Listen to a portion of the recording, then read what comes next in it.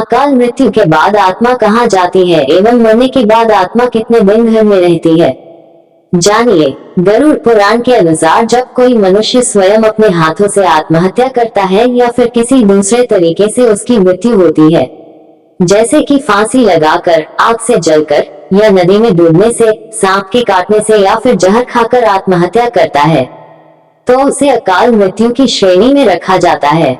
तो उस मनुष्य की आत्मा को गरुड़ पुराण के अनुसार प्रेत योनि में जाना पड़ता है। वह प्रेत आत्मा मृत्यु के बाद धरती पर ही रहती है जब तक कि उसके सभी चक्र पूरी नहीं हो जाते। ऐसा माना जाता है कि हर मनुष्य के जीवन की प्रकृति द्वारा निर्धारित 7 चक्र होते हैं।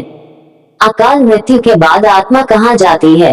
यदि किसी मनुष्य को किसी दूसरे व्यक्ति ने मार दिया हो, जैसे गोली मारकर, सर्प के काटने से, धोखे से विष देकर, एक्सीडेंट से तथा किसी अन्य तरीके से, तो व्यक्ति की आत्मा को भगवान एक चांस और दे देते हैं और उस व्यक्ति का पुनर्जन्म हो जाता है, ऐसा गरुड़ पुराण में बताया गया है। लेकिन स्वयं आत्महत्या करने एवं अकाल मृत्यु के बाद आत्मा को न तो स्वर्ग प्राप्त होता है और न ही नरक प्राप्त होता है, बल्कि उसे प्रेत योनि में जाना पड़ता है। ऐसे में मनुष्य का शरीर तो नष्ट हो जाता है, लेकिन उनकी इच्छाएं अधूरी रह जाती है। धरती पर प्रेत आत्मा काम वासना, भूख प्यास एवं अधूरी इच्छाओं को पूरी करने के लिए धरती पर इधर उधर भटकती रहती है। जब उस प्रेत आत्मा की सभी इच्छाएं समाप्त हो जाती हैं, तो फिर से वही यमलोक पहुंचता है। मरने के बाद आत्मा कितने दिन घर में रहती है, यह कोई ठोस सबूत नहीं है कि मरने के बाद आत्मा कितने दिन तक भटकती है। यदि किसी मनुष्य की अकाल मृत्यु नहीं हुई है या फिर वह व्यक्ति किसी के द्वारा मारा गया हो, तो उसका पुनर्जन्म हो सकता है। गरुड़ पुराण में बताया गया है कि मनुष्य की आत्मा को 3 दिन से लेकर 40 दिन के भीतर नया शरीर प्राप्त हो जाता है, अतः वह आत्मा का पुनर्जन्म होता है। पुराणों के अनुसार किसी व्यक्ति की मृत्यु असमय हो जाती है तो उस मनुष्य की आत्मा 24 घंटे के लिए सबसे पहले यमराज के पास जाती है। आत्मा का परिवार व रिश्तेदारों से मोह त्यागने के लिए फिर यमराज द्वारा उसके घर छोड़ दिया जाता है। लेकिन मरने के बाद वह भूखी प्यासी एवं अतृप्त आत्मा 13 दिन तक अपने घर के आसपास ही शरीर की तलाश में रहती है।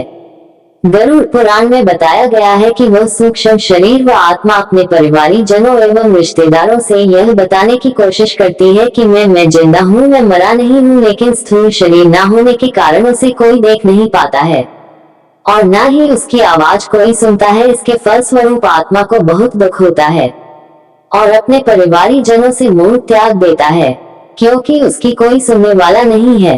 शास्त्रों में बताया है कि यदि उसके परिवारी जन उस आत्मा के लिए 13 दिनों तक पिंडदान करते हैं तो आत्मा को बहुत संतुष्टि मिलती है तथा वह आत्मा 14वें दिन पिंड का रूप लेकर यमलोक को प्रस्थान करती है। माना जाता है कि 47 दिन का सफर करते हुए आत्मा को यमराज के पास जाना पड़ता है। इसके लिए उसे बीच बीच में बहुत सारे कष्ट सहने पड़ते हैं। बताया जाता है कि बीच में बेतटी नदी पड़ती है, उसका बहुत भयानक रूप होता है, उसे देखकर आत्मा बहुत ही डर जाती है। लेकिन आत्मा को कष्ट एवं यातनाओं को सहते हुए नदी पार करना पड़ता है। फिर वह मृत आत्मा यमराज के पास पहुंचती है। मृत्यु के बाद आत्मा कितने दिन धरती पर रहती है? मृत आत्मा के साथ केवल उसका प्रारब्ध जाता है, तब यमराज उसके प्रारब्ध के अनुसार न्याय करते हैं। यदि वह व्यक्ति अकाल मृत्यु से मरा होगा तो उसे यमराज पुनः पृथ्वी लोक पर भेज देते हैं। धरती पर आकर वह आत्मा अपनी वासनाओं तथा इच्छाओं के आधार पर भूत तथा प्रेत योनि में भटकता है। यदि कोई व्यक्ति अपना जीवन चक्र पूरा करके मरता है तो उसे अपने प्रारब्ध के अनुसार स्वर्ग या नरक प्राप्त होता है। यदि आत्मा की इच्छाएं अधूरी रह जाती है तो उसे फिर से जन्म लेना पड़ता है। दोस्तों, हमारे द्वारा दी गई जानकारी में आपने जाना कि अकाल मृत्यु के बाद आत्मा कहाँ जाती है एवं मरने के बाद आत्मा कितने दिन घर में रहती है। अगर आपको यह वीडियो पसंद आया हो तो वीडियो को फेसबुक में शेयर करो। धन्यवाद।